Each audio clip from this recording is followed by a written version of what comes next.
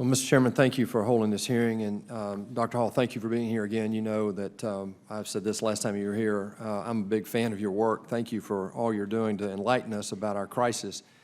But I disagree on the one thing. I'll come back to my point, and then I have a couple questions.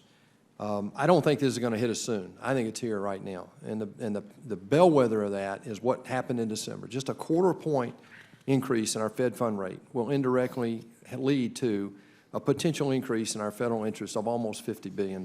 So the question I have is, what happens if interest rates go back to our 50-year average of just 5%? We've all seen interest rates much higher than that, but we've lived in an arbitrarily flat interest world in the last 7 years. It's just not forecastable. We can't assume that going forward. So we know that interest rates are going up. We know that our interest expense is going up, and yet we sit in an environment where last year we saw our federal expenditures at $3.7 trillion, up from just in 2000 in constant dollars, it was $2.4 trillion. And you might say, well, we're spending more on military. Only $100 billion of that increase was military. The rest of it is growth in mandatory expense. So we've got a situation today where it almost feels to me like, and God help me, I've been here a long time, I finally found something that Senator Whitehouse and I agree on, and I absolutely agree that the process is broken. The 74 Act has only worked 4 times in 40 years. It hasn't worked. It's not working. It will never work. And I feel like sometimes we're sitting around here talking about the layout of the chairs on the Titanic.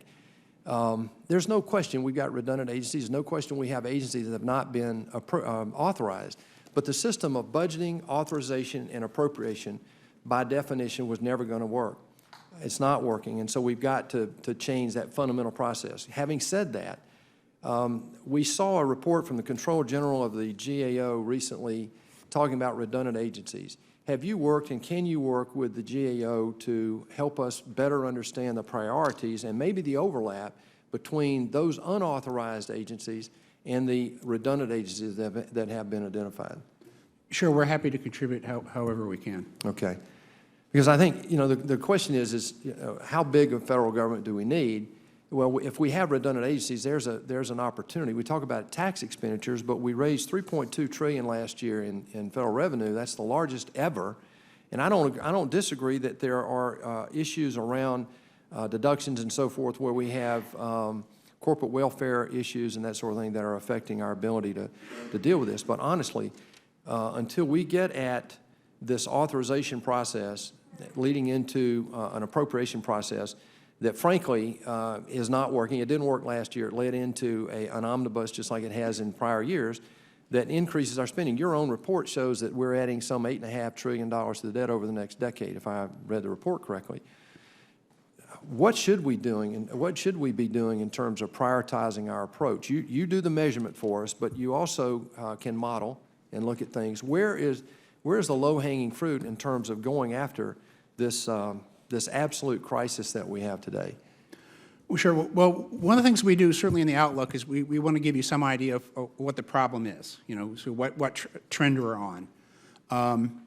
It's certainly sort of not our role to sort of recommend things, but right. we did produce near the end of last year a number of budget options to give you some idea of the different things that you can do to improve the deficit situation, some idea of what sort of impact it would have. So it's sort of a listing of things you can look at, tools that you have at your disposal. I think that's really worth looking at and getting a feel for what sort of options you have going forward. Well, do you work with GAO at all to model some of their recommendations and ideas? We do interact with GAO a bit. I don't know that we interact a lot on things. Well, Mr. Chairman, I recommend, I absolutely applaud what you're doing here in terms of looking at this authorization issue. And I know that we're moving down a road that is really a bipartisan effort. I agree with Senator Whitehouse. This is not about partisan politics. This is about a crisis that's threatening our very ability to defend our nation. And it puts in jeopardy the very safety net programs that we all want.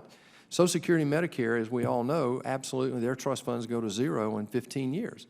And yet we haven't, I've been here a year, we haven't had any salient conversations about how to save Social Security and Medicare. And those are the two things, as I look at your report, that are just exploding away from us in the next 10 years. And if you go out 10 more years, it really gets to the point of being unmanageable.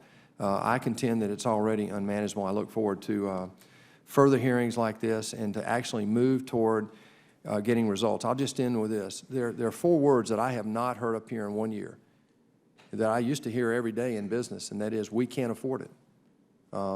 We all do it in our personal homes. We do it in our personal lives.